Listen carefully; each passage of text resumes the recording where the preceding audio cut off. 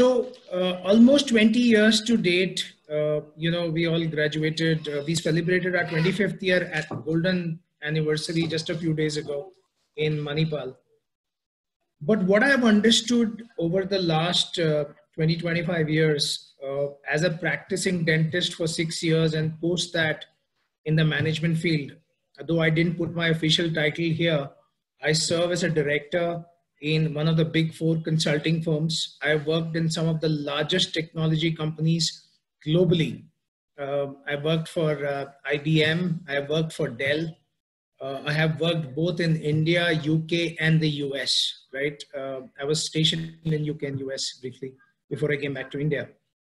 What I've understood over that long journey, and in retrospect, the one thing that our dental institutions don't teach us is how to run a dental practice as a business, right? I hate to use the term business and healthcare in the same line, but unfortunately, in order to survive in this market, in a country where the government provides you little or no social security, it is up to you to ensure that you are able to survive, thrive, and pay for your retirement at an old age. And for that, if you are a dentist, you will have to run a clinic very efficiently, right? For 5 years, 4+1, we read all kinds of things, right from dental material to prosthodontics, but we don't have 1 hour. I heard that Manipal has started 1 hour now, which is interesting, but we don't have any time spent on how to run a dental clinic, right? Or what do I do after MDS, right? The gates of heaven won't open up. And unfortunately, in my case also, they didn't open up. I made tons of mistakes, but what I learned eventually was that management education is very important. Whether you want to continue in the field of dentistry or if you want to get into corporate healthcare, you have to have management understanding, management education of some sorts. Now, I ran a practice for 6 years, made tons of mistakes, no doubt. I did my MBA from IMT Ghaziabad. I specialized in strategy, IT systems, and marketing. And then went on to work for the NHS as part of a DXC program for 3 years. So why is it important? Why do we need to understand management, right? 90% of dentists will end up opening a clinic. You know, about 10 to 15% end up in administrative roles, in government roles, in other roles. But 90% of them end up opening a clinic. When you open up a clinic, and you can see the image on your right, opening a clinic is not just putting a chair and opening the shutter, right?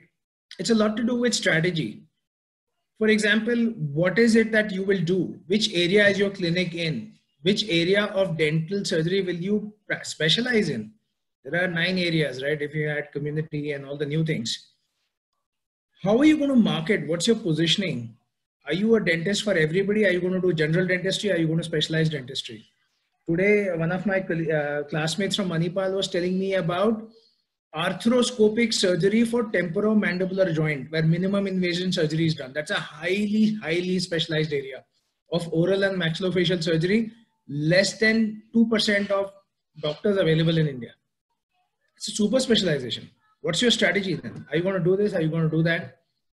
How are you going to take in all these digital things, you know? How are you going to get into Practo or M-Fine? How are you going to do tele-dentistry? Any idea around that? Are you going to consult only face-to-face, or are you okay consulting over a digital platform? Then what about your operations? Couple of weeks ago, I had a session with one of my colleagues. She's opened up a clinic in Mumbai. It's called Roots Dents. Highly specialized practice on celebrities. A lot of celebrities come to her. You know, number one thing she told me, most important thing for her was her lab. Her operations were the critical part of her practice. She had to have the best lab, and other advice she gave me was work with the best equipment manufacturers, best dental material, right? Don't compromise, because you know, these celebrities, they get over their shoot and they come at night and they want the dental procedure to be done at night, right? And they don't have time to waste.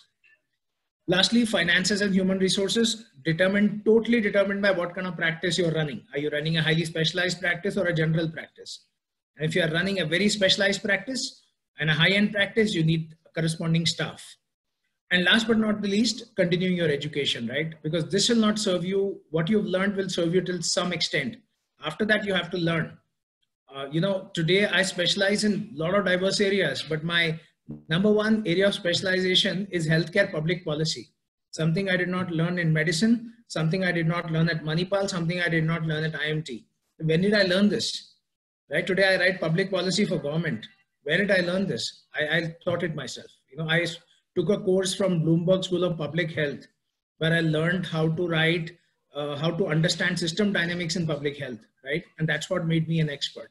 So you have to invest. There is no choice, A lot of us feel, okay, we've learned dental, we've spent that money, we've spent 5 years in Manipal, that should be good. No, it's just the beginning. It's just the beginning. If you move on to the next slide, Pallavi, can you move to the next slide, please? Thank you. So, when Pallavi and Vishal came up to me and said, okay, we're doing this, they said, what are the 3 career choices after a management education? I keep saying education, I don't say degree, right? Vishal will take you through a lot of the degrees and how to get in, how to get out. But what can you do after a management education? I'll tell you what I mean by that, right? One is running a dental clinic or a chain of clinics or a hospital chain very efficiently. Very, very important, because that's a very, very viable career choice for you.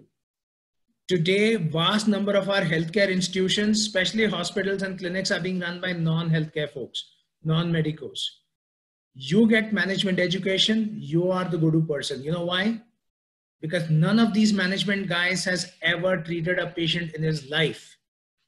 And treating a patient and that clinical experience is the most important thing. Today, healthcare is in the dumps because doctors are busy treating patients and non-doctors are busy running healthcare institutions. Nobody has any idea how to combine those 2 skills. You are a very unique position that way, right? It's very important. Number 2, if you're not interested in the healthcare field and you want to just run away from the hospital, you most probably did medicine or BDS because your dad wanted to do or your mom wanted to do, or in my batch, most of them did not get MBBS, so came to BDS. Well, you can always pick up a role as a business analyst who understands clinical systems. There are various parts to healthcare. A provider or hospitals is one. Then there is insurance, there is pharma, there is med devices, there is insurance. All of these guys need somebody who understands those business processes. Even understanding a simple thing as a clinical trial management system, in which, the clinical part, which is essentially having patients enroll for trials and, taking their administrative data as a trial administrator is a very important part. Not many people understand it. So it's a very viable option. It's another area that you can specialize in, right? The third area, which is very upcoming now, because, quite frankly, a lot of devices in India are just imported. They were manufactured in other countries, and 70% to 80% of all devices are imported. A lot of the pharma in India is obviously the APIs, the generics are made in India, but quite a lot of import happens there as well. But that is changing today. And as it changes, Indian consumers are demanding better devices, cheaper devices, more efficient devices. And through Make in India and Fit India and other things, these devices are going to be made here. Who they would need? They would need very efficient clinicians to help them as product managers, sales managers, marketing managers. These 3 are very viable options. All 3 can be explored, but all 3 require different temperament. This webinar is probably not a one to go deep into it, but at some stage, if you are interested, we should have another session looking at what are the capabilities you require to specialize in these areas, right? If I move on to the next slide. Now, this is a controversial slide, right? I'm talking about something of a degree in management, a career in management without a degree. And what does that mean? So just recently, I was at Manipal. I was talking to the board of Manipal about the future of education and where they should be going. And one of the leaders asked me a very candid question. Hey, Dr. Vikram, if you had to do your career all over again, how would you study? And the first thing I told him is I'll study online. I'll work and study online. And he said, why? I said, okay, I can't do it in a regulated field like medicine, where I need to have degree from a recognized institution, a degree that is, recognized by the Indian Medical Association or Indian Dental Association. But at the same time, a lot of the things I have learned since then have been online. I learned to code in Python in about 5 to 6 hours, right? So there are massive online courses, and you can talk about Udemy and all those others. But I have recently enrolled myself in a IIT Madras course, which is being taught by, which is on the Swayam platform, which is India's own MOOC launched by Government of India. And what I want to do is understand machine learning and how it applies to management, right? Whether the machine learning is a lot about data. So do a lot of these courses are available, but you need a lot of discipline, right? You need a lot of discipline. An example I gave Vishal some time ago was, if you've seen the movie Rocky, Rocky fights with Apollo Creed. And when Rocky starts the fight, he doesn't even have a manager or a coach. He's on his own. And Apollo Creed has this huge army of people managing his, finances, his training, his nutrition, etc. But Rocky has discipline. He wakes up at 4 in the morning and he has that run and he has that routine, right? Running up the steps, which later becomes famous. But if you are planning to pursue a degree, a career in management, you can do it without a degree. It's not like you have to enroll for an MBA and spend all that money, but you have to have a lot of discipline. You need to pick up the right courses. You got to pick up the right teachers. You got to pick up the right mentors, the coaches, right? And the network. And that doesn't come. While an institution gives you all that, and I won't go into it because Vishal will be talking a lot about it later. So these are the three things I want to leave you guys with, right? Number one, you need management. You need management education, whether you're running a dental practice or going into a healthcare management field. Three areas that are open. A lot of people become business analysts. A lot of you will become operations and healthcare specialists running these large healthcare institutions like hospitals and dental chain of clinics. Third is a lot of you will become product managers, sales managers, marketing managers in med devices, pharma, and biotechnology. Last but not the least, you do not need a degree. You can do it on your own, but you would need a lot of discipline. That means sacrificing Netflix, cutting out Amazon Prime, and spending time listening to some old professor in some country who you've never met and making sense of what he's saying, right? But that's the future, which is also available, I think extremely popular. And given a choice, I would have probably done this, right? So what that means is you have to divide yourself into these short-term goals, medium-term goals, long-term goals. And you will face a lot of challenges because, the expectation from everybody, and somehow Indian society is based such that the minute they see a dentist, they think that the dentist is extremely wealthy and he's having tons of patients, which is not the case, right? Vast majority of us are just struggling. I mean, I used to sit in days together, waiting for a patient, and those patients will come when they feel like. So be prepared for the long haul, invest in yourself, and it's a very important area for you to think about. But for the rest, I will hand it over to Dr. Vishal to take us through some of the more intricacies of this education.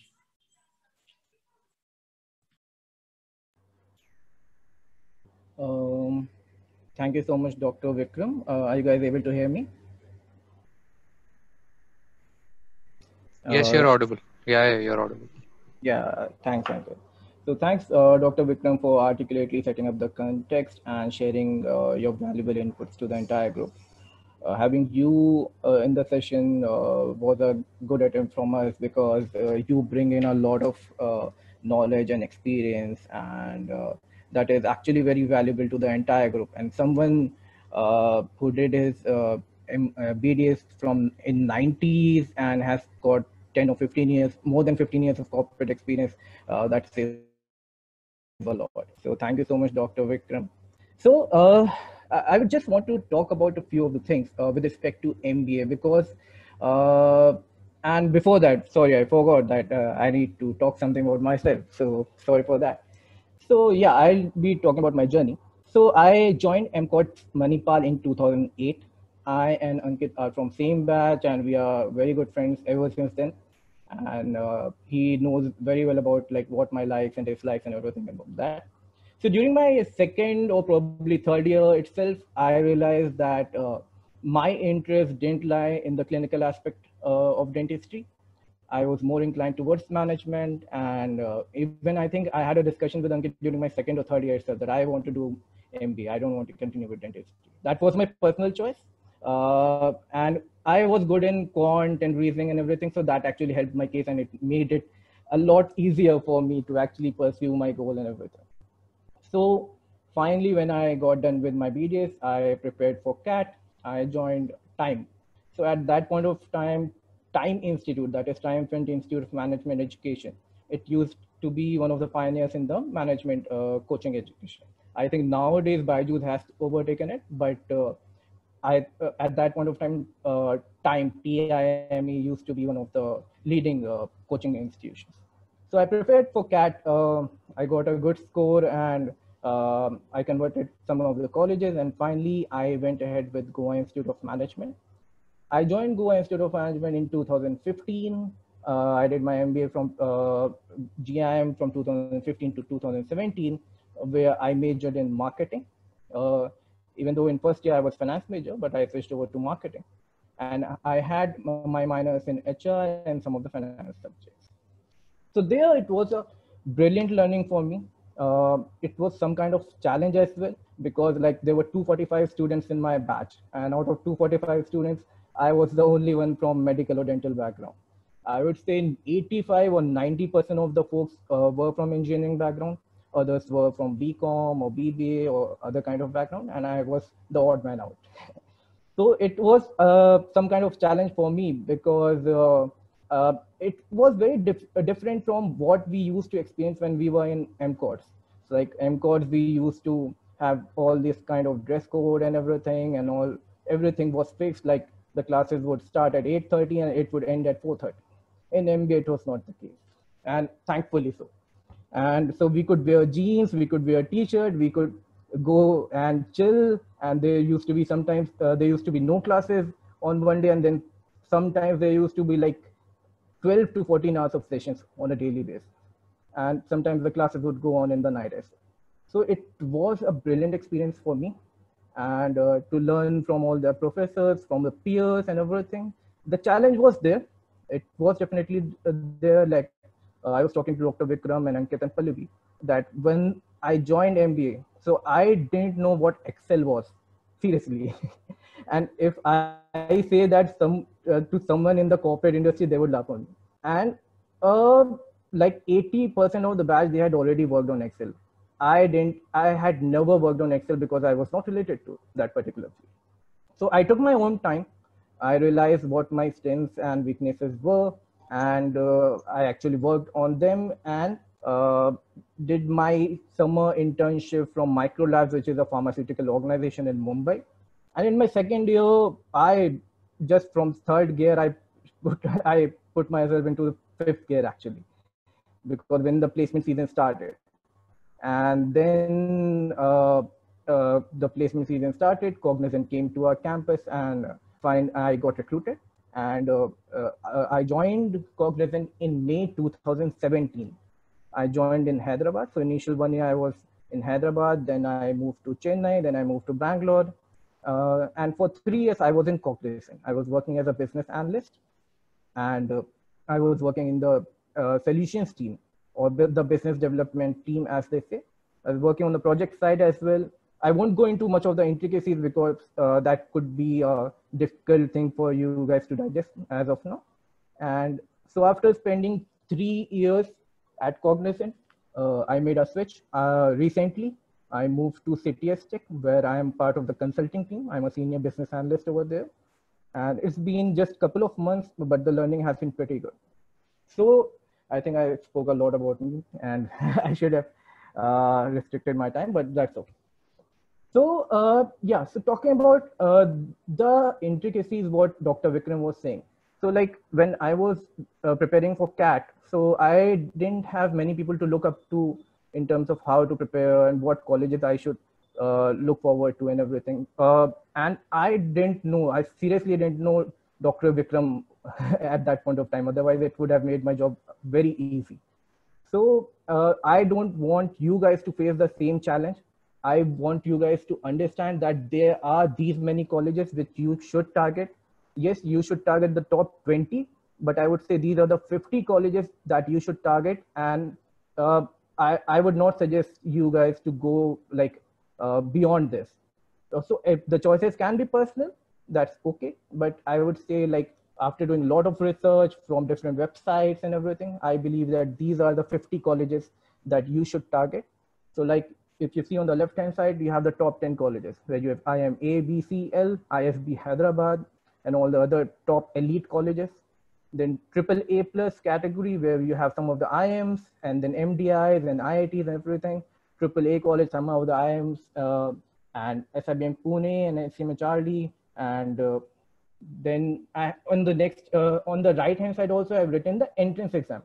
What are the entrance exam these colleges actually consider in terms of the score and everything. And if you see right at the bottom, so I've talked about that for all these entrances, what are the sections that you should be actually preparing, right? So you have quant, you have logical reasoning, you have verbal and everything. And every particular section of this, you guys should be very thorough, because suppose you're very good in verbal, but you're not doing good in quant. So some of these entrances, they have sectional cutoff. So if you're not able to get a particular cutoff for that particular section, so even though your percentile is 94 or 95 or anything, you won't be able to get admission to that particular college. So Pallavi, can you move on to the next slide, please? Yeah, so here there are some other colleges as well, like other IIMs, IMT Ghaziabad, IIM Jammu, all the new IIMs. And then you have other like tier 2 colleges as well, like GIM, TAPMI, IMI Delhi 4 and all. So these are the 50 colleges I would say that you guys should target. And to get a call for these particular colleges, you would actually have to score more than 80 percentile minimum in CAT or ZAT or any of these exams. Yes, for Symbiosis, for some exam, for some of the colleges, they have their own exams, like Symbiosis have SNAP, and like NM Narsee Monjee, they have their own NMAT, and then MICA, which is some more advertising focused college, they have their MICAT. So I won't go into the intricacies of it. We can have a specific session where we can talk about all of these, how the entrances are, what we should prepare and everything. And then on the right hand side, I've just enlisted some of the colleges which are providing healthcare management programs. So the 50 colleges which we were talking about, so I was talking about the flagship programs, as in like the PGDM or MBA programs.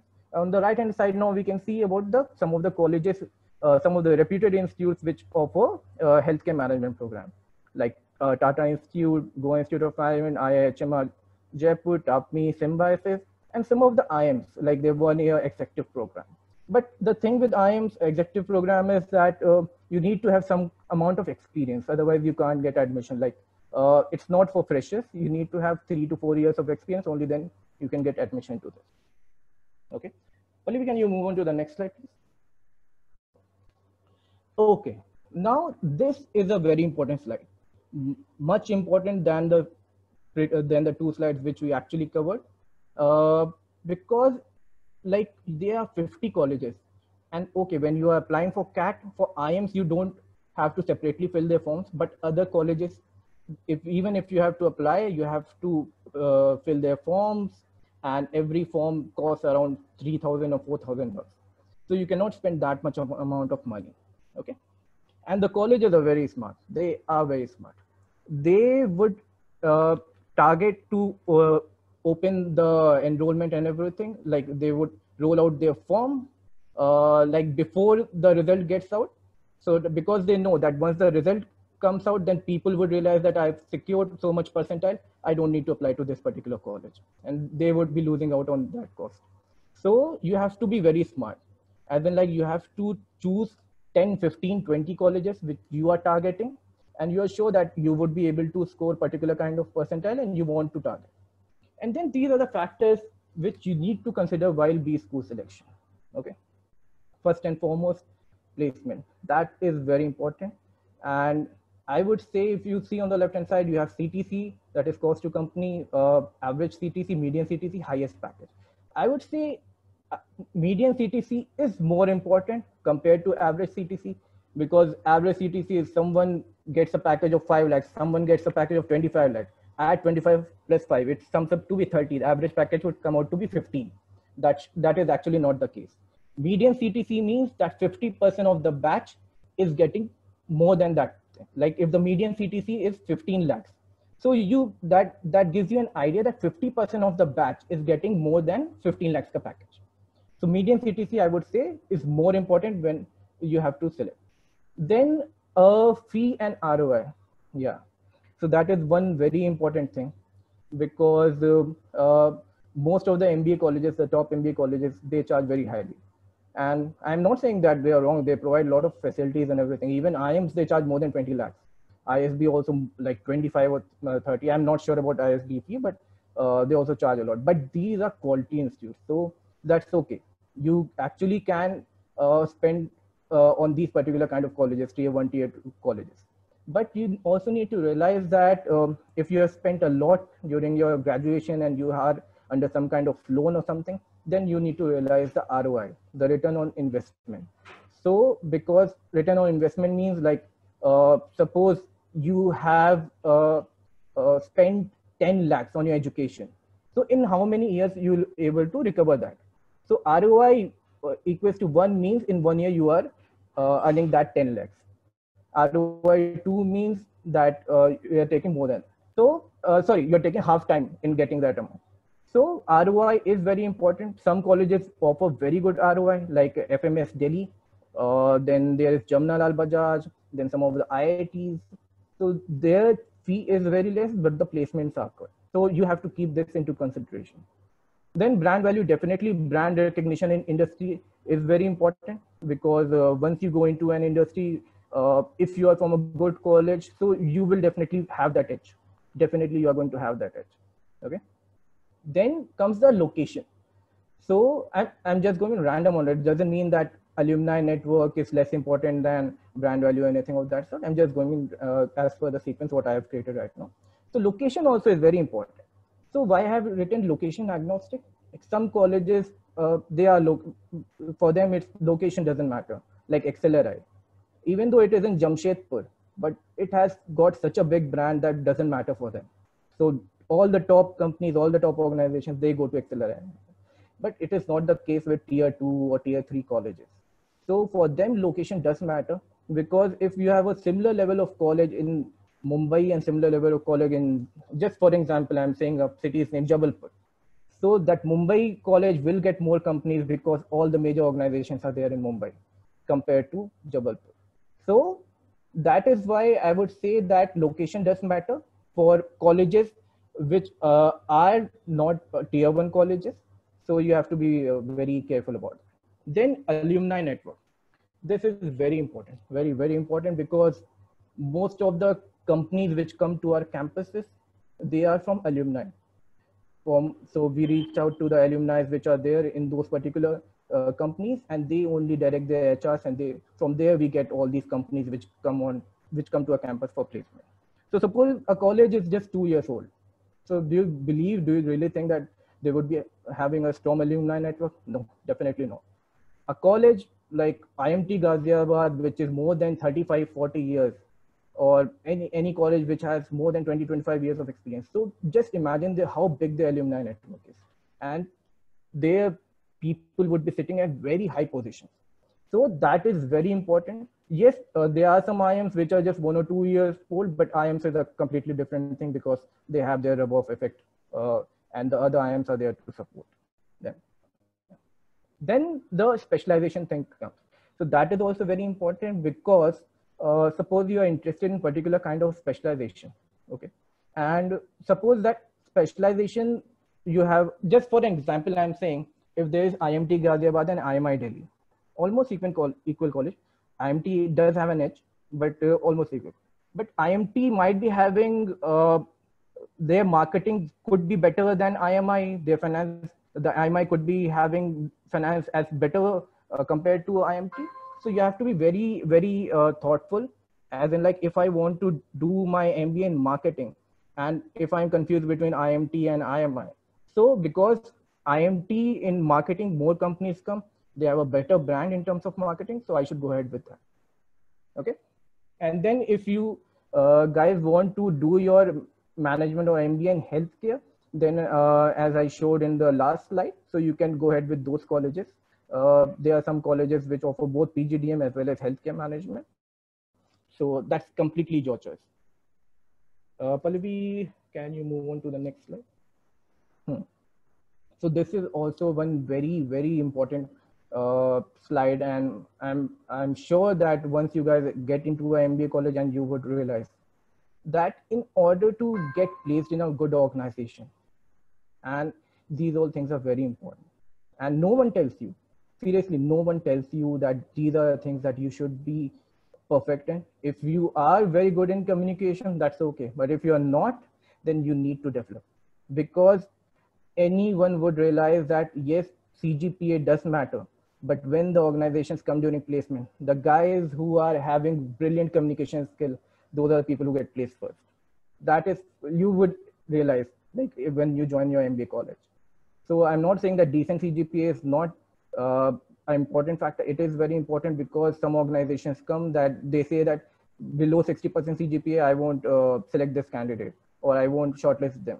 So decent CGPA you have to maintain, but you have to work on your communication, extracurricular, summer internship. Summer internship is absolutely important if you are a fresher, because those are the 2 months when you get a flavor of the corporate world, and then on the basis of that, your entire interview goes. So summer internship, having a good summer internship is very important. Don't be like that this summer internship I can just get a certificate from any organization. That won't help your case. Yet, yes, you would relax for those 2 months, but that is going to ruin your entire thing. So summer internship, a very solid summer internship is very important. Then you have to keep doing live projects. These all things will actually add to your CV. Having a very strong CV is very important, because whenever the top organizations come for placement, they can't shortlist all of them. Like, they are supposed 200 candidates in a college, so they won't shortlist all of them. They would look at the CVs and they would shortlist 30, 40 people. And then on the basis of that, they would conduct the GD and interview and everything. So I would say that build your CV, work on CV, work on all these elements which I'm talking about, work on your summer internship, work on your projects, work on your extracurriculars, try to attend different national level competitions and everything. There are a lot of national level competitions which happen. Try to participate, try to reach the finals, try to win, try to build your CV. Then have a good domain knowledge, and general awareness is also very important. So like when I joined GIM, so I took this subscription of Economic Times, and I was reading newspaper on a daily basis. That was not the practice which I adhered to earlier, but I realized that was very important, because when the GD happens, then you can't just make random points. You need to substantiate them with numbers. Okay. I think I'm done with my part. I took more time than you guys had actually anticipated. So Pallavi, I think we can move on to Dr. Ankit. Thank you so much. Vishal, there are some questions in the chat section. I think if you can answer them, that would be better. Then I can start my bit. I guess we can take all the questions once we are done with the session. Okay.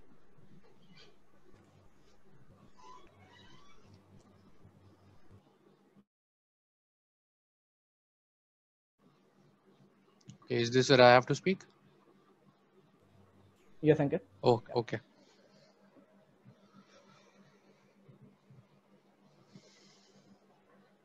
So hello everybody. I hope I am audible and visible to some extent.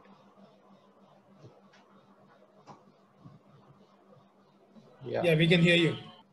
Okay, sir. Thank you. So I'm Dr. Ankit. Currently, I am running my own clinic, and I am also working as the marketing head of a company, dental company. I'm going to be talking about my journey in the next slides. But first of all, I want to know, like when we had filled the form, there were a lot of people who wanted to know about jobs in management without an MBA degree. So can someone tell in the chat section if somebody is in particular looking for that or something like that, or anything in particular that you want answered? Because I haven't done an MBA, and I was still working as a marketing head in a few companies.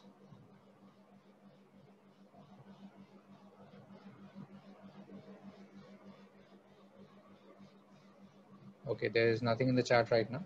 Okay, anyway, so the point of this particular slide is that when I was in BDS and even after that, whenever I speak to juniors and seniors, what I feel is that there are a lot of people who go for BDS because they did not know at that time what exactly they were looking. I mean, the future was what exactly they do after BDS and everything. And after they joined college, I mean, everybody was thinking about doing MDS, so they went on to do MDS. Nobody really wanted to do an MDS. They hadn't decided which branch they want to go into. And then some people go into MBA because they have an inclination towards the management, and they don't really, they don't really have a guiding force to tell them whether they should do an MDS or an MBA, or they should go into corporate without an MBA degree or an MDS degree. So the point that I'm trying to make is there are a lot of people who go into MBA also because they feel there's no scope in dentistry. If you look at Facebook right now, then there's a lot of negativity towards practicing dentistry. There are a lot of people who are talking about like there are no patients, there's no scope, there's no job, there's no money in dentistry. So I sometimes feel that this is the reason why people get into the management part, because they feel that there's no scope, there's no future, there's no money in dentistry, left in dentistry. So for that, and I have also seen there are a lot of people who have done an MDS and then done an MBA, because again there was either no scope. If they have a genuine inclination towards it, that is completely understandable. I mean, if somebody wants to get into an MBA, if somebody wants to get into management, that's completely understandable. But if you're going there into the management part because there's no scope, then I think it's a little skewed. Because I have been in the management sector also. I've been running a clinic for the past 2.5 years. Before that, I have worked in a lot of clinics. There's nothing of that sort, that there's nothing in dentistry, there are no patients, there's no money or anything of that sort. Marketing is required. Marketing is one aspect, as Dr. Vikram was telling in the beginning also. We as dentists, we aren't taught marketing at all in our course. And we don't really know how to put ourselves out there in the market. We don't really know about digital marketing. We don't really know how marketing is going to help us in our practice, how to get more patients, how to actually, like, if you spend around 5 to 10 lakhs in setting up your clinic, you don't really know where to invest the marketing money so that you get the return for those 5 to 10 lakhs. So, and that is the reason where I think 99% of the dentists, practicing dentists, they fail.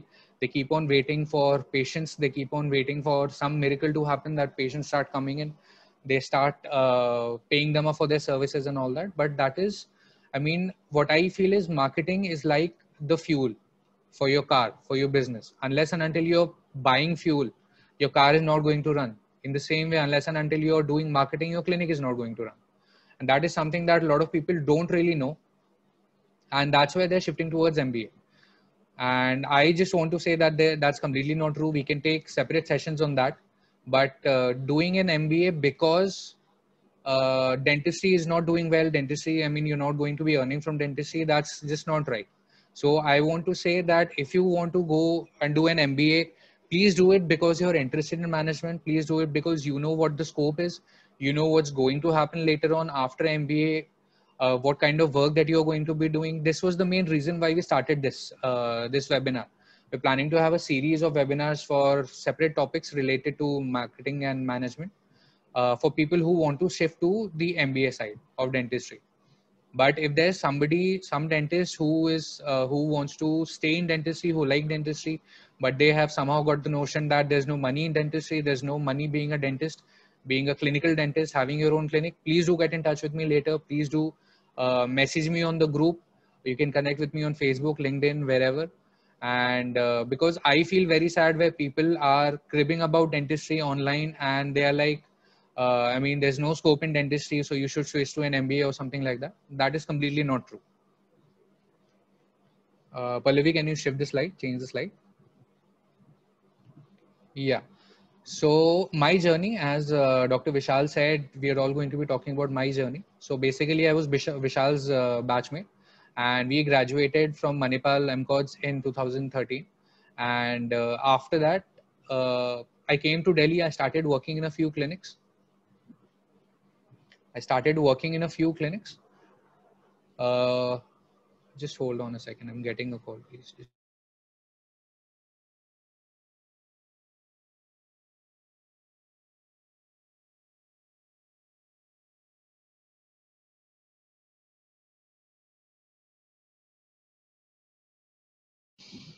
Yeah, sorry for that.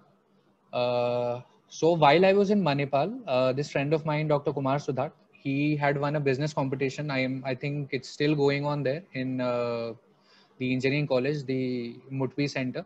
I'm not sure if it's still there, but he had won this business competition, and we got the seed capital of around 3 lakhs for starting our own company. We had some ideas for a few products. So that's when I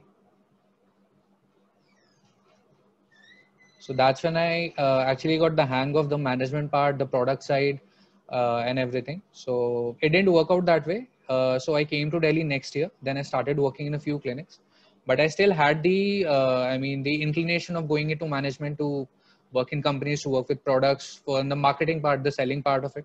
So I got inclined towards that. Then I worked in a few clinics. And then after that, when I was about to set up my own clinic, I just happened to see an ad for while I was working in the clinics. I did get an ad. I did get an opportunity to work with this person who was based in Amritsar, and he had his own company. He was making surgical guides for implants. I don't want to get into the details of it, but it was a small startup, and he wanted a person in Delhi to go to doctors in Delhi, to meet doctors and tell them about the product, to tell them, basically do the marketing. So in that, I was there. I was myself. There was nobody, no supervisor, nothing. So I was meeting around 8 to 10 doctors in a single day, and telling them about the product, meeting them, basically interacting and networking. How Vishal was talking about the importance of networking. The same thing is there in dentistry. The same thing is there in the corporates and dentistry also. The more people you know, the more doctors you know, the more valuable you are to a company. So I used to do that for almost a year. On an average, I used to meet 8 to 10 doctors in a day. I worked with him for almost 1.5 years. So in Delhi NCR, I got to meet a lot of doctors. Then when I was about to start my own clinic in collaboration with an NGO, I happened to come across one ad from Unicorn Denmark. That's another dental company. It's quite big in North India. I'm sure some of you might be knowing about it. But once you come into the clinical side, then you might get to know about it more. So there they were coming up with a new product, the intraoral scanner, which is, even today, it's very new, but this I'm talking about back in 2015, 2016. So there was a time where nobody knew about digital dentistry, intraoral scanning, digital impressions and all that. So they wanted someone to take care of that. So I was lucky enough to be placed in a company where a new product was coming in, which was going to change literally the face of dentistry. So I got into that department. I was working there for like almost 1 year. I do not have an MBA degree. I never went into college again after BDS. But the reason for my success in the marketing side of dentistry was that I was a quick learner. I was hardworking. Then the main thing that was there was my networking that I had built with the other company, the other startup from the Amritsar guy. So because I knew so many people, when I joined the company, uh, I already knew a lot of doctors in Delhi, which was quite impressive to my seniors and the management from that company. Because a lot of times when salespeople join, they have to build a rapport with the doctors. But I already had that. I already knew a lot of big shots in Delhi because I had already met them. So it was easier for me to pitch my product. Uh, my stint in Unicorn Denmark was quite successful. It was at that time, the scanners were coming for around 27 lakhs, starting from 27 lakhs. And I think the first few scanners in India were sold by me. And in fact, 2 or 3 years later, even after I had left that company, a lot of people who were buying that scanner, I had given them the demo and they used to remember me. And even after leaving that company, a lot of people used to tell me that I'm still being remembered there because of the kind of work that I used to be doing. I had worked a lot during that time. There were times where I was working completely without any break. I used to travel pan India. The travel used to be rigorous sometimes. Then there were, I think, 2 to 3 months where I did not take even a single break, even on Sundays, because when you are in the dental sector, mostly all the conferences and all the exhibitions, they happen on the weekends. So Saturday, Sundays are mostly booked by them. So it's kind of, you get a comp off, like if you're working on a Sunday, you do get an off on any other day. But sometimes the work was so hectic and I was too much into it that I did not take even a single comp off. And I was working like 30 days a month. And that was actually true. And then there were a lot of times, I still remember there was one time where I used to go and show the product. So I'm living in Delhi NCR. There was one doctor in Ghaziabad. Then I had another demo at 8 o'clock in Dwarka. So that's around 40 kilometers. So 8 o'clock I reached there, I gave the demo. Then I had to come back to Ghaziabad. So it was, I came back at around 12 or 1. Then I also remember once I had to give a demo in Chandigarh. From Chandigarh, I came to Delhi. I reached my home at 1:30. I packed my bags and then I had to take a flight at 5 o'clock in the morning. And I think I slept for barely half an hour to 1 hour. And then 3 o'clock again I was up because at 4 o'clock I had to book a cab to the airport. So it was very rigorous. There's no doubt about it. I don't know if it would have been better if I had an MBA at that time, but I did not do an MBA. I did not have to study, like prepare 1 year for an MBA, do an MBA for 2 years, then get a job. And I was paid also quite well. I don't want to reveal the salaries right now, but I was paid well at that time. Then after that, I worked there for around 1 year. So I worked there for around a year. Then after that, I switched to Illusion Dental Lab. That's a lab in Mumbai. They had a few clinical products. So I started with them. That stint was not very long because around 6 months later, I started my own clinic. And the idea of getting into management at that time was that in the clinics, working in somebody else's clinic does not pay that much. So I wanted to earn some money, and plus coincidentally in all the clinics that I used to be working in, there were barely any patients. That time all of them were new clinics. I did not get get any experience of getting into a clinic that was well run and there were a lot of patients and I could learn. So I switched to marketing because I was anyway interested in that. Plus I was not getting to do any clinical work. I was not getting any money. So I switched to that. But the whole time I wanted to come back to my own clinic. I wanted to have my own clinic only. So after 6 months with Illusion Dental Lab, I started my own clinic. I ran my clinic for almost 2 years. Then one of my colleagues in Unicorn Denmark, who was helping me with the scanner at that time, they had an opportunity for me in Chessa Dental. Chessa Dental is another pan-India company, dental company, equipments company. So they were having they were also getting an intraoral scanner, and that time they did not have anybody there to take care of the scanner, to know about the scanner. So he wanted me to give some time for training and for promotion of that scanner. And that time clinic was doing decently well. And I was fortunate enough to have a lot of consultants, a lot of my friends and seniors who were very cooperative. So whenever I was not in the clinic, they could take care of the clinic for me. So after that, since November, I'm working with Chessa Dental along with my clinic. And 15 days I'm working for Chessa. It also involves long hours and travel, and the same thing, meeting doctors, networking, giving demos, selling the product and everything. And the clinic also I'm doing on the sides. I have done a lot of marketing for my clinic. I am a lot into digital marketing. I also have an agency where I help other people help out with digital marketing. I have a digital marketer also. So that way, getting patients for my clinic was never a problem. I never had to wait for patients to come to my clinic because marketing game, my branding and all that was quite strong. And it was because of that I was able to have a part-time thing with the company. But I would not recommend it because during that time, I was not able to give that much time and energy to the clinic. And it was completely dependent on my consultants. And as a clinic owner, it's not really a good idea for you not to be in the clinic. Because if the patients stop to recognize you as the owner of the clinic, then you yourself as a clinic owner, as a brand, is not going to go very well. So basically my entire journey that I was talking about was about getting into marketing, getting into management without an MBA. And I've done pretty well. By the time I left Illusion, before I started my clinic, I was almost making close to 1 lakh. I don't want to get into the exact figures, but I was making close to 1 lakh without an MBA degree. And it was long hours. It was just a matter of determination and grit. So what as Dr. Vikram was also saying earlier, if you want to get into management, if you want to get into marketing, MBA is not the only way that you can get into it. There are other ways also that you can learn it. But then again, it totally depends on how much passionate you are, how much more willing you are to learn. because in MBA you get a structure. Without an MBA, you don't have any structure. So it's like whatever you learn is from your own, from your company, from your colleagues. And if somebody who's used to structure, if somebody wants to study, if somebody wants to get into it, when they have a stick to their head, then it's better to get into MBA. It's more structure. And if you do want to get into the management part, if you want to get into the corporate sector, this I'm only talking about dental marketing, because there are a lot of companies who are looking for dentists to be a part of them. Because for any company, I mean, if you're a dentist and you go to a dental company, they're going to hire you in a jiffy. Then it all depends upon how much you're able to negotiate your salary.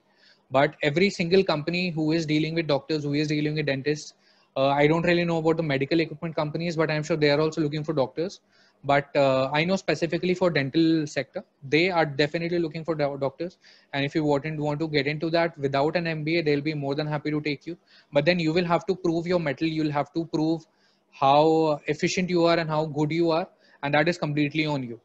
And then once you get into a company, then you start working there at a salary. You work there for like 1.5 years. Then you go into another company. You get a salary jump. When I switched from Unicorn Denmark to Illusion, I was able to negotiate a 50% hike in my salary. That was only because of the kind of work that I had done in Unicorn Denmark, and people knew me by then, like as the person who can sell scanners. So it was very helpful for me when I shifted to Illusion Dental. And even later on, even with Chessa, I mean, they will not be completely okay with somebody working part-time for them if they have their own clinic. But at that time, they did not have an option. I was the only one who knew about the scanners, who could train them, who could train the staff and everyone, and sell the scanners actually. In fact, during the dental expo of that year, we booked around 11 scanners. And that's a remarkable feat at that time, because the scanner was introduced in India. That particular new company was introduced in India around 2 months back only. So in 2 months, I was working there 15 days. So basically in 30 days, I was able to build a brand and I was able to sell around 11 scanners. And that was only because of my experience and my effort and my time and dedication in Unicorn Denmark. So I'm not saying that there's any replacement for an MBA, but it is possible to do it if you are really passionate about it. Pallavi, can we go on to the next slide? Okay. Is this my slide or is it someone else's? Pallavi will be covered. No, sir, it's all right. Okay. I'll take over from here. Okay. There are some questions in the chat section. I think we'll all take them up in the end. That will be better. Sure, sure. Not to disrupt. Yes, okay, Pallavi, over to you. Okay, sir. Thank you. Yes, so I just like to thank all the panelists because I think it's a miracle that we were able to cover all of this in 1 hour. To conclude the session, I'd just like to talk a little bit about why we started this initiative. So I graduated from MCOTS Manipal last year, and building a career in the field of management has been challenging. Without any direction, I think it's really hard to understand what are the choices that one has after graduating from dental school. So to help out, our juniors, Dr. Ankit and Dr. Vishal started a LinkedIn group for students and for professionals who are interested in this field. And I'm glad that they invited me on board. But there are more things that we would like to cover in the future. So based on the responses that we received, these are a couple of sessions that we have planned. And we'd love to hear some feedback so that we can make this better. I think we can move on to question and answers now. So if anybody has any questions, please feel free to unmute yourselves. Yeah, hi, this is Vishal. So just to add on to what Pallavi was saying, so these are the sessions that we are planning that we'll be conducting in future. We haven't put in the timelines as yet because we are yet to finalize, but because once you are done your MBA or anything, so these are the particular sectors that people usually do get placed, like healthcare IT, as Dr. Vikram was saying, or pharmaceuticals, or dental medical device, like dental devices Ankit is working in, or hospital administration. So, and there would be one particular session on healthcare management, like someone wants to get into healthcare, so the specifics related to that. And there are some other sessions that we are still talking to each other and planning and everything. So just wanted to give you guys a glimpse that these are sessions that we are going to conduct in near future. And in case if you guys are having any kind of feedback or anything that you are looking for, like in terms of if any of you want to have a session on international MBA or something of that sort, so we would definitely include that and take into consideration, and we'll make sure that we cover that as well. Yes. Thanks, Palvi. You can move on to the question and answers. Yeah.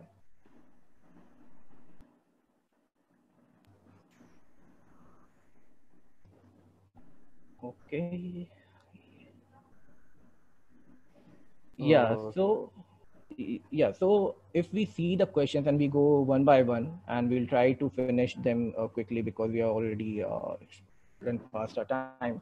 So the first question is, how did academic diversity help you? Does it really provide a significant advantage? So I would say yes, it definitely does. Because when you give CAT or SAT and you go to some particular college, like you have been shortlisted by them based on your score and everything, and they conduct your GD interview. So suppose there's 100% scoring which they have to do, and out of that, 50% they would consider your CAT or SAT score. 25% they would consider your GD, and 20% they would consider your interview. Remaining 5 to 10% they would keep for diversity. So suppose like you are coming from a dental background, most of the people like who will be giving those interviews will be from engineering background. So you definitely will get that 10% or 5%, whatever is there as per that particular college, and they won't be getting that. So yes, you do have an edge when it comes to diversity, because the B schools do want people coming from different backgrounds, and definitely they want people to come from medical and dental background, because when they are pitching for some healthcare related organization, so they can show it in their profile that yes, we do have these people who are from these backgrounds. So yes, you will have that. Then moving on to the next question, what are your internship suggestions for healthcare management students? So I would say that like healthcare management students, all the sectors that we were talking about, healthcare, IT, pharma, the medical, dental devices, and then these all sectors, yes, they will give you a good exposure and everything. And once you get into a good college, so you won't have to worry about your internship. The college will be providing you with internship. The companies will be coming to your campus, and you'll be getting that. And anyone can add anything, Dr. Vikram or Ankit or Palvi, any suggestions or anything they want to add? Yeah. So a couple of things, Vishal, yeah, to your statement, right? I think it's very, very important to have a storyline as to why you want to get into management, right? People in general, you buy from people who have a very good reason to sell it to you. Right? This is the principle of any corporate deal, right? Deals are not made between organizations, they are made between people. And these people, we like to buy from people who we either trust or we can relate to them, right? Is everybody with me? Because I don't want to go 10,000 feet over your heads, right? So when you are approaching an MBA institute after CAT, SAT, SNAP, anything, you need to have a very good storyline as to why you're doing this and what is your long-term vision, right? And that is very important. Most of the people on the panel, usually the panels are consisting of 1 or 2 professors and somebody from the industry, right? That somebody from the industry is very important because his weightage is highest. I've been on panels myself, right? And whenever I've been on panels, the academicians also wait for me to put the marks and then they'll put their marks. So you got to have a very good storyline. That's number 1. Number 2, when you approach for internships or you approach for short-term projects, again, need to have a reason why you're doing it, right? What is it that you will bring to the table? It could be in case of Ankit gave a very good thing about the scanners, right? And how many dentists he knew or how many doctors he already knew to sell those scanners. That's an excellent reason to give somebody an internship. But if you don't know people or if you don't know the subject, that's okay. You can still get into their good books or get noticed for those internships.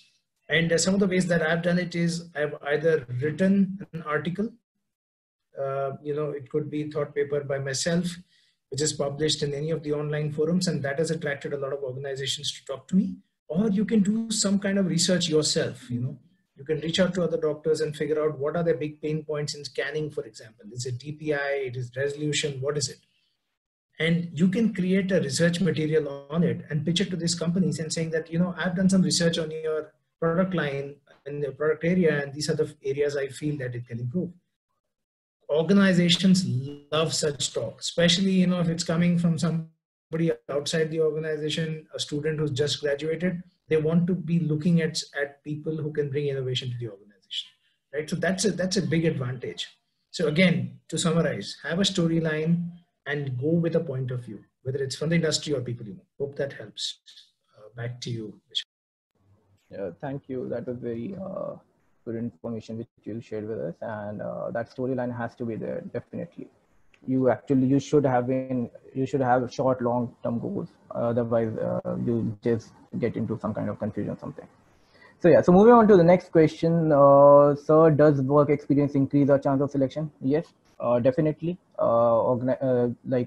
MBA colleges do prefer people who have got some work experience because as Dr. Vikram was saying, so if you are having some kind of experience, you've already worked in corporate, you have that kind of flavor and everything. So you can bring in those thoughts and everything into that process, or when you're joining that college, so you are in a much better position to share your knowledge with the other your other colleagues or other people who have joined college with you. So that definitely does work in your favor, and colleges do prefer people with work experience. That is not always the case, but that's how I have seen it. So how did you approach these companies without a degree? I think this question was directed to Ankit, and I think he covered it. Ankit, anything you want to add on this question, or you have already covered it and you? I'll add it. I'm just looking at the questions. When your questions are done, I can start looking at them. Okay. So yeah, so better scope in MD or MDS, that's a debatable thing, but both of them, they have their scope. And I won't say that MDS is bad or MBA is better or something. It all depends on what you actually want to do in your life. So that completely depends on you. So if you want to continue with dentistry, you have your aim that yes, I want to be an orthodontist, and you enjoy dentistry, I would say continue with dentistry, no issues. But if you are confused and you are pretty much excited about MBA, or you want to explore that field, I would say MBA does give you a very good option. So it all depends on what you actually want to do in your life, and it's for you to realize or talk to your peers or your seniors or everything. Like in case if you're having some kind of confusion, you can reach out to us, Dr. Vikram, myself, Ankit, or Pallavi. We would be always there to guide you. But Vishal, just one point I want to add here. No matter what you do, you need to understand the management principles, right? Ankit, he may not have a MBA per se, but he is an out-and-out management guy, right? He's a sales and marketing guy. I can make out very clearly. He knows the people. He knows how to pitch the product. He knows the gaps. He's ready to put in that work. The story he gave you is an everyday story with anybody in corporate India, right? Especially in the senior management. Of course, Corona is a welcome relief. We don't have to catch overnight flights and early morning flights, etc. So what is important is that even if you're running your own clinic, if you're not following the principles of management, you will get stuck. And that's a big gap in our dental education system. And, off late, I've been speaking to a lot of my classmates from the 94 batch. We were the 94 batch, incidentally. And what I have understood is that those who have been successful, they have learned management over time, right? And they have followed some of these principles very diligently, whether it's quality, whether it's punctuality, whether it's focusing on the domain, etc. So even if you don't want to do an MBA, that's fine. You want to run your own clinic, great. But get some management into it. And it's very, very important that you start looking at your clinic as a business. I saw a question on whether it's ethical to sell dental services. Why not? If you abide by the principles of IDA and you've trained from Manipal or one of the larger institutes and you are committed to your patient care, why shouldn't you talk about it? Because the choice that patient has is you or some quack. Let's be clear here, right? So let's not get into that fuzzy logic that should I market myself or not? If you're not marketing yourself, you're not going to survive. Because there are so many dentists, especially in the cities, and very few patient base as such.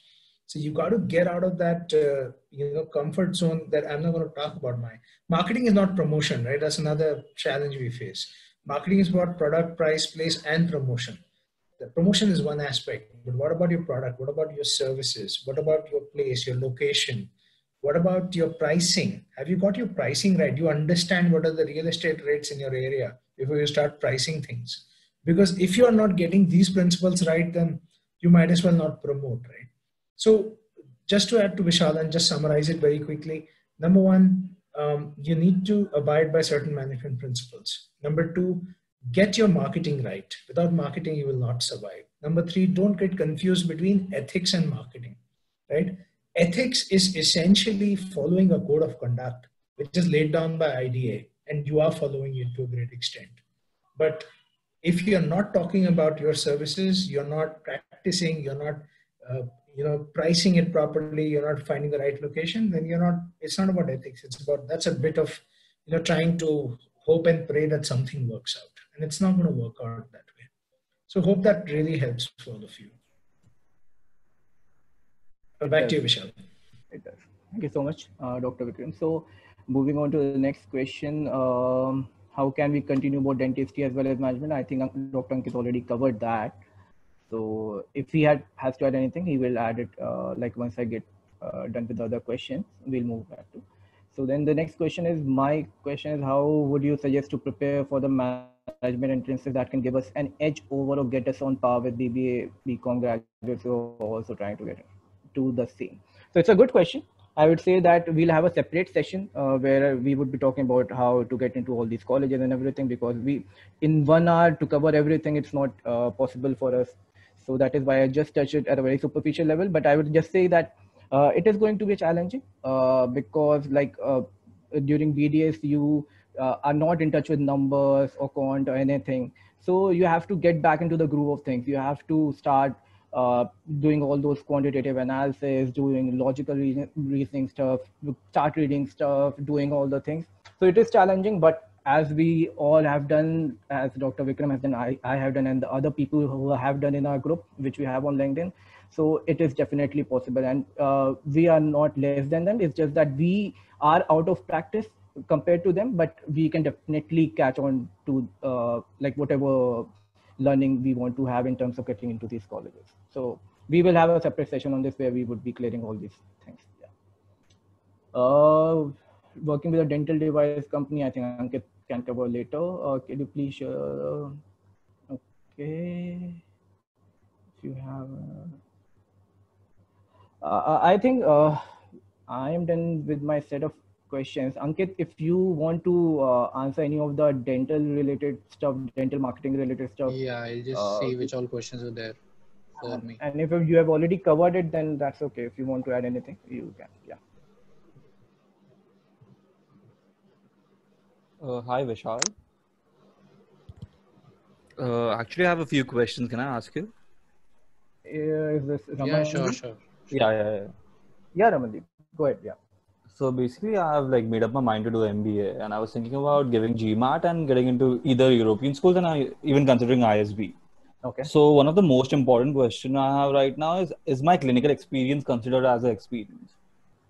Will that be considered when I apply for colleges? Yes. Why are you even asking that? Because it's quite different. So what? Okay, it was just one. Let me ask you a question. Somebody writes a code in Java or C#. What has that got to do with management? Absolutely. What has it got to do? See, what is management? Management is making use of the limited resources you have and to optimize your output. That's it. So if you have spent 2 years practicing dentistry under somebody's guidance or on your own, it's very valuable experience. And Ramandeep, that's exactly the kind of story you need to craft. You need to say, okay, what are you bringing in? You handle a patient, that's customer experience, very important for organizations. You ran a clinic, that is operations.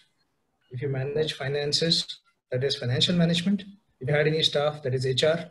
If you had labs, you went to labs, or you had suppliers where you bought dental materials, that is supply chain. You've got to really start looking at, one of the things I used to do was, I used to be very defensive about my dental experience. And there was a time when this guy was, unfortunately I had an accident. I was working for a company during my summer internship.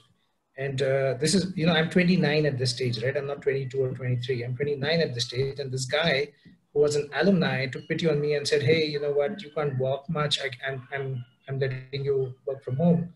He was an IMT alumni. So I worked for him. And he said, you know what you've done? You've just abandoned your business. If I were you, I'd go back to the practice. I said, great thought. And I was very defensive about it, right? Because the minute you get defensive about who you are, nobody's going to defend you, right? It's a dog-eat-dog world, okay? So you got to be very, very clear that I am here by choice, even if you are not, right? All of us did BDS because daddies told us, mummies told us, or somebody, uncle told us, it's a good profession. You didn't get MBBS. Let's be frank here, right? Among dentists, let's be very upfront and honest with each other. Let's not bullshit each other, right? But if you go that and say that in front of everybody else, they're going to take you for a ride. So you got to stay there and say, how many years did you practice? 2 years so far. 2 years.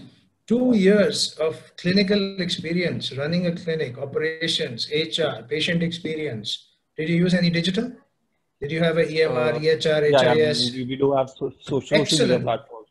Social media marketing. You think that's 2 years of your life? Are you okay to wipe it off? No. And to Dr. Vishal's point, that's the difference between a 15 lakh median salary and maybe a 22 lakh median salary. Are you okay with that? Yeah, so basically why I asked you this question is because I've been following up a lot of people who switched careers from dentistry to MBA. They are get into corporate world and get the experience. The only reason why I'm not doing that right now, because if I do that, it will just spoil the whole storyline, and I won't get that good a job because of not being from the background. Right. See, I don't know your story. You might have a reason, and we can catch up and we can discuss and streamline that storyline. Number one, don't go after Europe. Okay. It's a waste of time. The story in Europe is already over. They're going to take your money for the MBA and you're not going to get a job there. Everybody's raising the protection barriers up, right? India is no different. Even India is saying, make in India. We don't want Chinese products. What are we doing? It's protectionism. Everybody's gone into that mode now, right? Yeah. So work in a country that's growing because you are planning your career for the next 20 years, right?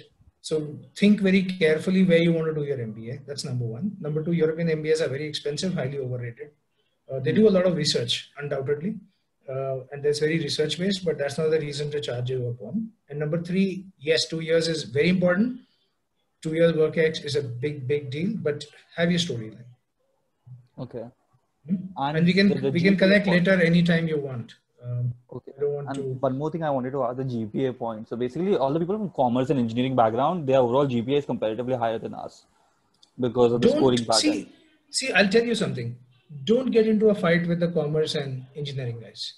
Okay. So you will consider this. See, after 6 months of getting very frustrated at IMT Ghaziabad, one day I decided I'm going to run my own race. At 29, I don't have to prove anything to any of these kids, right? That was my logic. Well, I was much older than them. Yeah. But you have to run your own race. The minute you start running somebody else's race, you will lose. Yeah. So you have to think, what is your race, right? Even if you say GPA is like 8 or 7.5, how are you going to justify it? You reach out to Biocon, you reach out to Ranbaxy, you reach out to 10, 15 pharma companies, say, I want to do a short-term project. They're not going to say no to a doctor. Yeah. They're going to give you something to do, right? Something. So my advice to you, and I'm sorry, I'm digressing. I think everybody else will be cursing me right now. Do a lot of these short-term projects. Don't rely on your academics. Academics is fine, right? Sure. Do a lot of projects. One of these projects could land you your job. Okay. So get aggressive in the market, but don't be defensive. Okay. Don't be defensive at all. This is a message to everybody. You guys get defensive. As a BDS guys, at least in Manipal, you're always defensive because MBBS are the superstars, rock stars, and here we are, third-rate citizens of a second-rate world. Right? Abhi to TAPME and MIT ke bhi bahut apaat ho gayi hai. I've just off late I've seen MIT is like praising Satya Nadella every day. TAPME has become such a big thing. We never used to consider them anything in 94. कर क्या रहे हैं ये लोग MBA वाले? But now, if you're going to do all this and then you are behind MIT or behind TAPME and there's KMC, so don't get defensive, man. You got to get very aggressive. Huh? Otherwise, we have this mentality and we'll never win. So sorry, I think I got slightly carried away, but that's the reality today, right? And every day I tell myself that I'm going to eat somebody for breakfast, because if I don't, they will eat me. And that's Big Four consulting for you, right? That is the highest of the high corporate thing in India. There's nothing bigger than this, right? Maybe a few of the management consulting firms are ahead of us. So we go with that mentality that we have to cut them down. You go play defensive, you'll be cut down immediately. Don't apologize for what you've done. 2 years are valuable, whether by choice or by default. You've spent those 2 years. Now justify it. Yes, sir. So if I get an opportunity to switch to corporate right now, should I consider that or should I stick? Why not? What is MBA going to teach you? Look at Ankit. I think he's highly successful. Okay. I envy him at times. No, I'm thinking I want to do MBA later on, but I'm talking about like if I get a corporate job opportunity right now, should I switch it? Because that will change my profile a bit. See, it's very difficult for me to take a call. Like, I don't know your story. It's becoming one-on-one between you and me. So, okay, no, so let's connect sometime else. I'll be happy to talk. Yes, sir. I'll just add something here. I just want to say to Ramandeep is that your 2 years of clinical experience. See, I think you're undervaluing that because जितना जो बोलते हैं, जो sir was also saying कि BDS को ज़्यादा लोग भाव नहीं देते. Yeah. If something of that sort is there, then you connect with me also, because I am all for dentistry. चाहे मैं marketing में भी हूँ, I am still half the time I'm applying the marketing gimmicks to my dental clinic only. So first thing is that. Second thing, whatever you are doing, whether you are getting into a corporate role, whether you are staying in the clinic, just remember that you have to learn something from everywhere. Yeah. Whether it is a senior or a junior in the clinic, in the patient, as sir was saying, labs, clinics teach you a lot. Clinic is like one company, one organization in itself. It has a profit, it has loss, it has expenses. सब कुछ आ जाता है उस clinic में. So you have to decide, like sir was saying, you have to decide what all you learned from there. Then if you want to switch into a corporate role, even if उसमें कुछ CV में कुछ different आ जाता है कि why did you do it? You can just tell them it was for the experience. I wanted to learn what it is about. That is what I wanted to learn when I got into the company. मुझे पता ही नहीं था कि companies में होता क्या है. What people do, team क्या होती है, teamwork क्या है. Yeah. Won't that show that I'm confused between what I want and not that I'm not like I don't know yet what I want? That would see, it's like nobody really knows what they want. Even right now, I might be wanting something today. Tomorrow, I might come across something that might change my perspective. Yeah.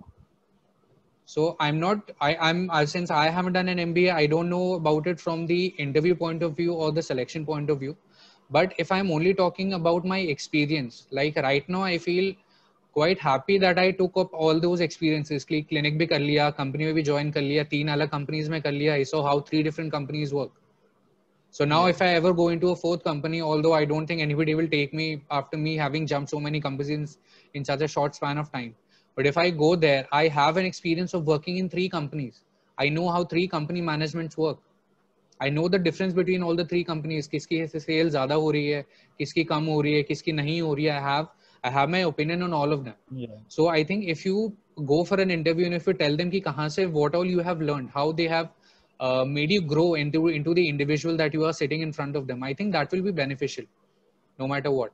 And as for the confused part, you can just tell them that you just want to know what all is there out in the market. Like बहुत सारे लोग तो ये भी बोलते थे when I think कोई IAS में चला जाता है after MBBS or something like that. If you change fields after that, everybody is like, तो फिर पहले क्यों किया? It's called when we are in 11th and when we are in 12th and when we decide our course, when we are 17, 18, we don't even know what the world is doing outside. We just do whatever little knowledge that we have, whatever experiences our parents have had. We choose our career on the basis of that, and that's completely wrong. मतलब आप अभी देखो कि I did BDS, मेरा तो फिर भी थोड़ा मन था चलो.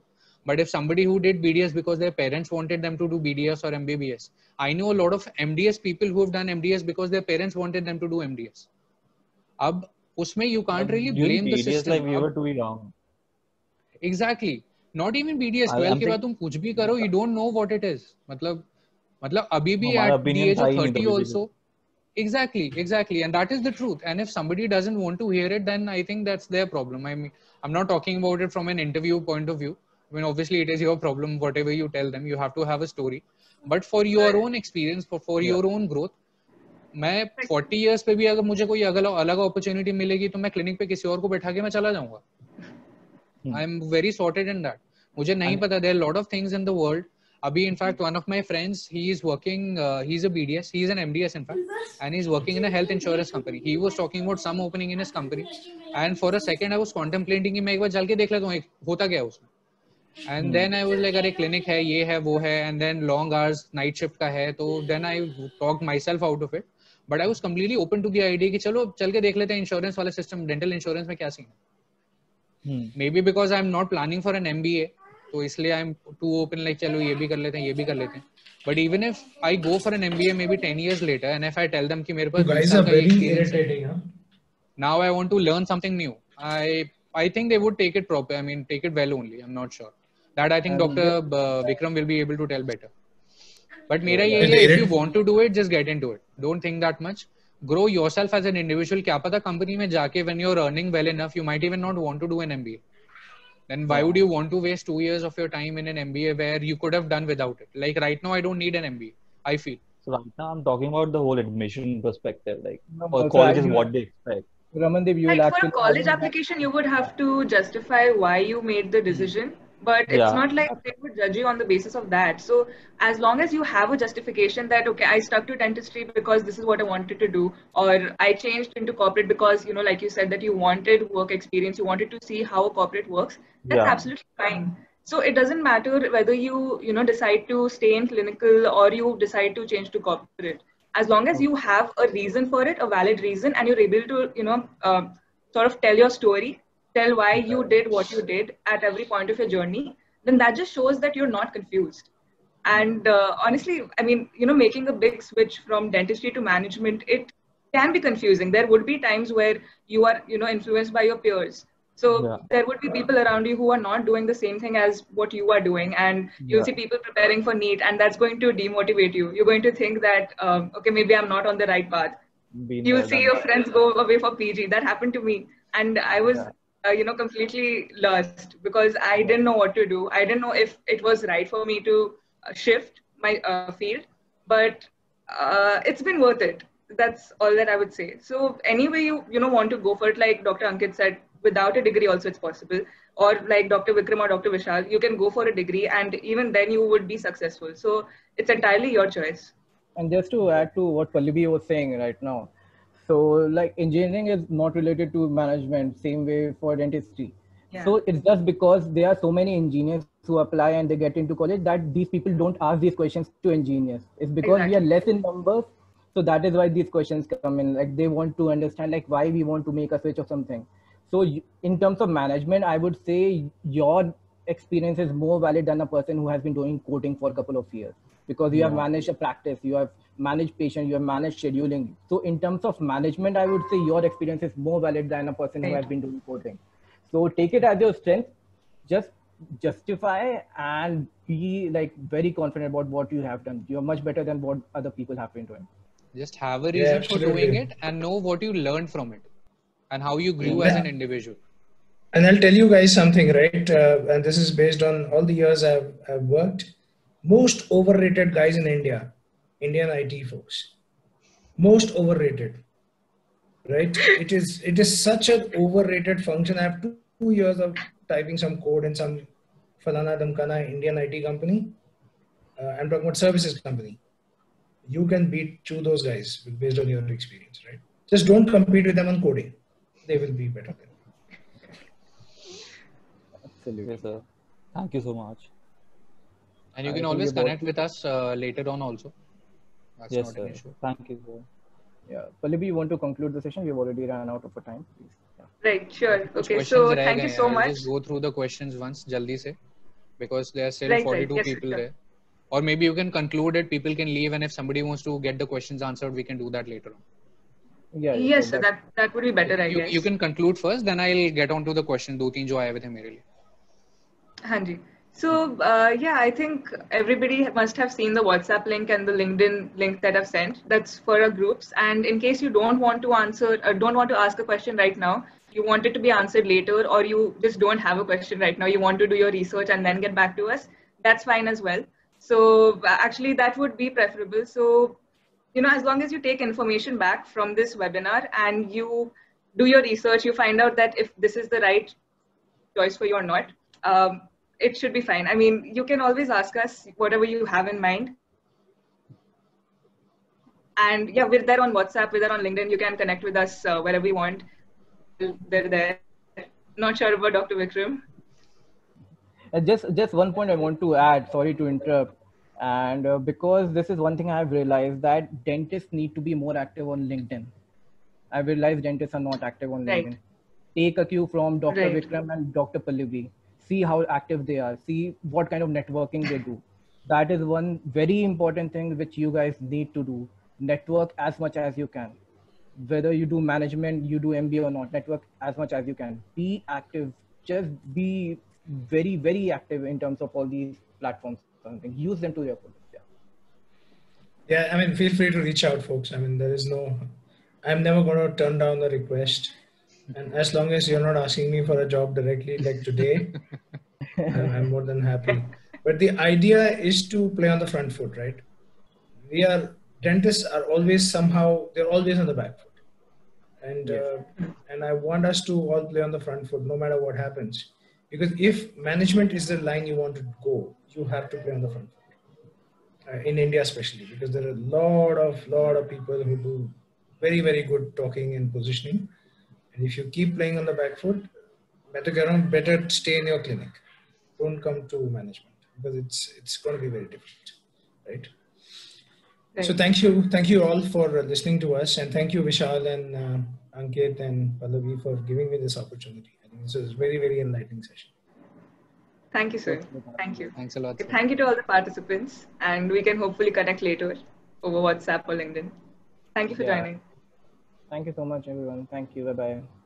So everybody who wants to leave, they can leave, and everybody who who had any questions about getting into marketing or something without a degree, I am still here. I'll be answering 2-3 questions that were there in the chat section, and the rest are free to leave. The session is almost over now. So there was one question: how did you approach these companies without a degree? So I did not have a game plan. I just saw this ad on Facebook. In fact, Wednesday I saw the ad for that Unicorn Denmark, the main company that I work for. And Saturday was the inauguration of my clinic with those NGO people. And I was like, okay, what's there to lose? Kuch nahi to, at least I'll get an experience of an interview. So I just walked into it. Then that interview went on for, the first one was barely 15-20 minutes. Then the second interview was with the managing director of that company on Thursday. And that interview went on for like a good 5 to 6 hours. There were 2 people. First, the MD was there. Then he got another friend in the top management. He was there. So they asked me all kinds of questions. What are you doing? Why are you doing it? Kya kiya hai pehle, kya nahi kiya, and all that. Then whatever products that they had, they took my perspective. I told them a complete time. I wasn't thinking anything, what they are going to think about me, whether they'll take me or not, because I already had a backup option. I was already confident कि नहीं भी चलता है तो चलेगा. So I told them about their products, my idea about how I would sell it, etc., etc. And obviously they got impressed, and then I got the job. So I just approached them. I saw an ad, I went over, and that's about it. No planning, nothing, no game plan. I think I was wearing one of my least favorite shirts that day, now that I remember, because I was at a camp, and I was at a dental camp in the heat. So I did not want to waste a good shirt, but I didn't realize that I would have to go for an interview. So that was how I just happened to get into that place. Next question: better scope in MBA or MDS? See, there's no scope in any degree. There's scope in the person. Like I was able to reach this point with just BDS. I did not even do MDS or an MBA. If I had done an MDS, I would have been better. I mean, we're doing very good as an MDS. If I had done an MBA, I would be doing very good as an MBA. Because I am doing good. I have that zeal for that. The same goes for everybody. If you are doing MDS or MBA just for the heck of it, you might not go very far. If you are very much interested in an MBA or an MDS, or if you want to become an orthodontist, you want to become the best orthodontist, you want to do research, or whatever it is that you want to do. It all depends on you. I have seen people who have done BDS and have done very well. I have seen people who have done MBA and have done very well. I have seen people who have done MDS and have done very well. So the degree doesn't define you at all. It's what you really want to do. If somebody wants to get into management and they do an MDS, that's a bad idea. If somebody likes clinical dentistry a lot, but they're doing MBA because there's no scope or there's no money in dentistry, then that's a bad idea.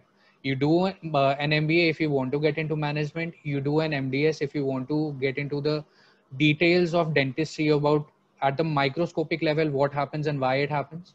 Or if you just want to explore, then you can just be there as a BDS. You can work in a company, you can work in a clinic, you can set up your own practice. Like Dr. Vikram, he went into an MBA around 6 years after his own practice. So if you're just looking around, then that's also fine.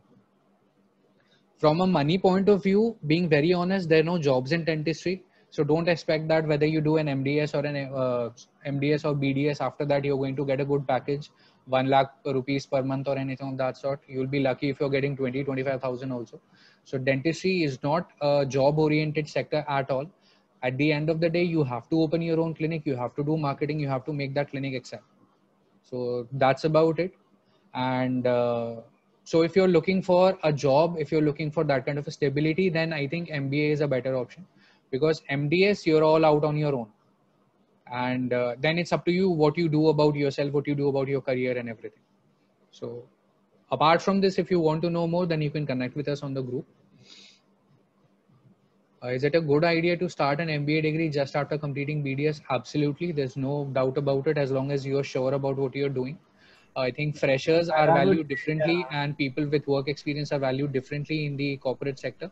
That I think I would say the earlier you start, the better it is. Yeah. So that's there.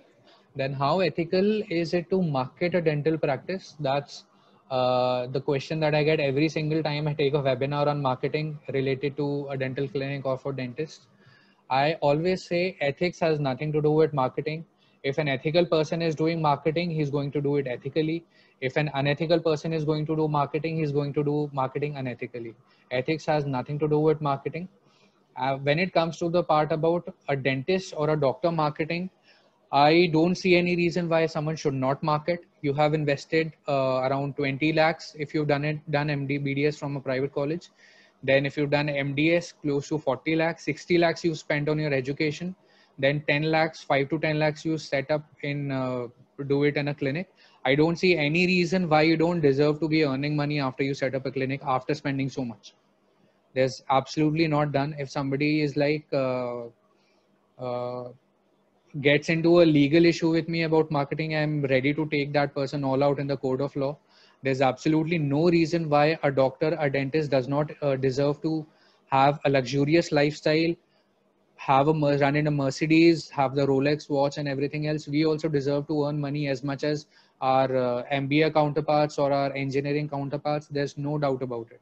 Then when it comes to marketing, digital marketing has completely changed the game all over the world, especially for doctors, because there was a time maybe 10 years back, 20 years back, where your clinic would do well in, everybody used to say your clinic would do well in 3 to 5 years.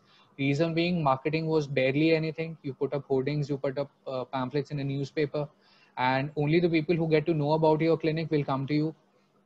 It used to take around 2 to 3 years for people to get to know about your clinic, to come to you as a patient.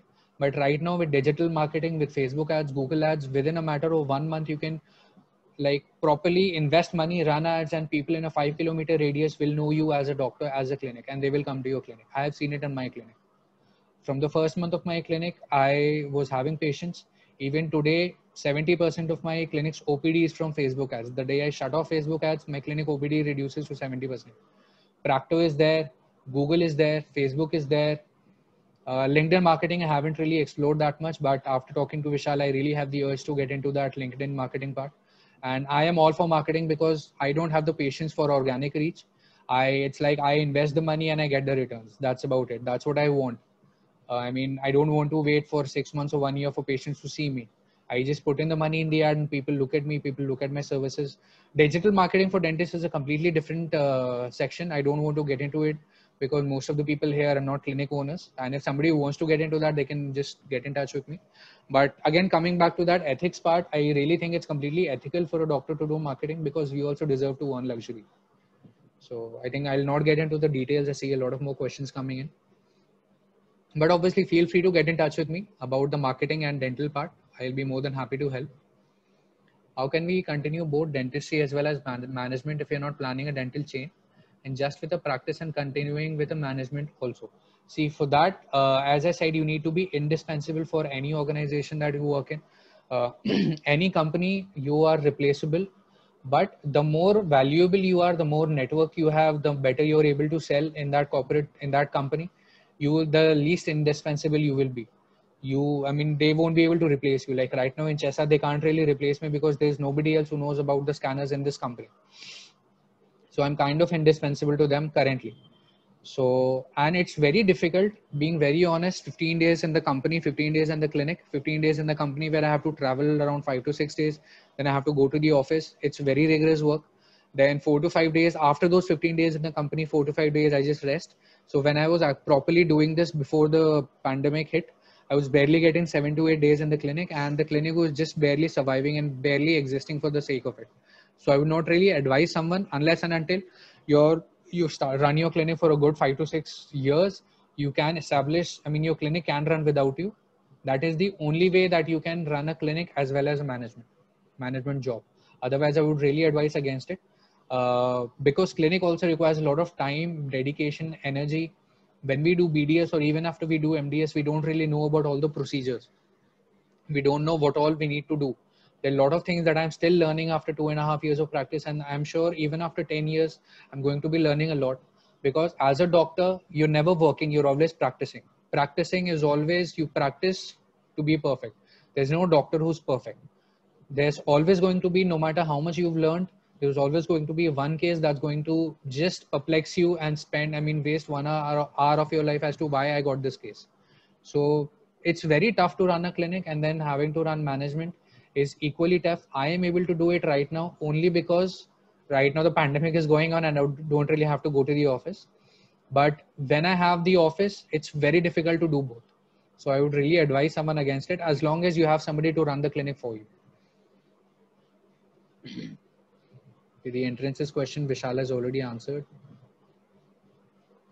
Working with a dental clinic device company can help setting up a clinic. Setting up a clinic is completely different from the working in a company.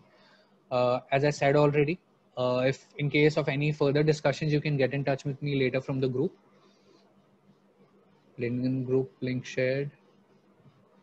Any suggestions on dental clinic marketing? I have taken many webinars on clinic marketing, branding for dentists. Please get in touch with me through the group. I'll share the links with you. Offline marketing, online marketing, branding, digital marketing, Facebook marketing, lot of things, lot of webinars I've taken. So just get in touch with me. I'll send you the links of all of them.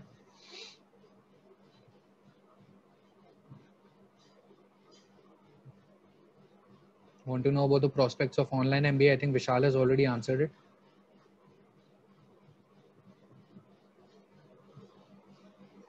CAT question, internship.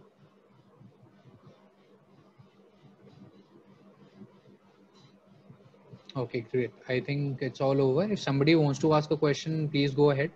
Otherwise, we can wrap it up. We've already crossed the time limit.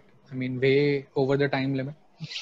So if there's any question, please unmute and ask, or you can put it in the chat section, or we'll end the session in like 2 minutes. Yeah. Anyways, you can get back to us like when you want to. You have any doubts? It's not like you have to ask right now. Whenever you are feeling any kind of confusion or anything, you can reach out to us. Like, so we will be more than happy to help you guys. For marketing of the clinic, please get in touch with me. I have helped a lot of doctors, me being the first and foremost. And it's absolutely a myth that there is no scope in dentistry. There's no scope. I mean, there's no money in dentistry. There is a lot of it. So if you're leaving MBA, I mean, if you're doing an MBA because you feel there's no scope in dentistry, please talk to me once. Sincere request. And if you like MBA, if you like the management, if you want to go for an MBA, then all the best. There's no doubt about it. Absolutely. You have to be very clear as in like what you want to do. So that clarity you have to get first, and then you have to build your career on that. So if there's some kind of confusion, do reach out to us or any of your peers or any of the seniors. Try to get that confusion clarified and everything, and then move ahead. All right, I guess yeah, we overran it for like for more than 45 minutes, but I'm sure this would have been a helpful session to each and every one of you. And this was just a start, I would say. And as we showed you in the last slide, that there are a series of webinars that we are going to conduct with respect to healthcare management, hospital administration, and everything. In case if you want that, you want some particular topic to be covered, which you feel that we missed out or anything of that sort, so please do give us that feedback, and we would make sure that we create something on that. So thank you so much for joining. Thank you, guys. Please do give feedback on the group, WhatsApp group. This was the first time that we were doing something like this. It was just one idea that the 4 of us had, and we decided to go ahead with it.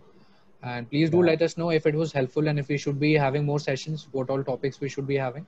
So it will be very good for us to manage it a little better and all that.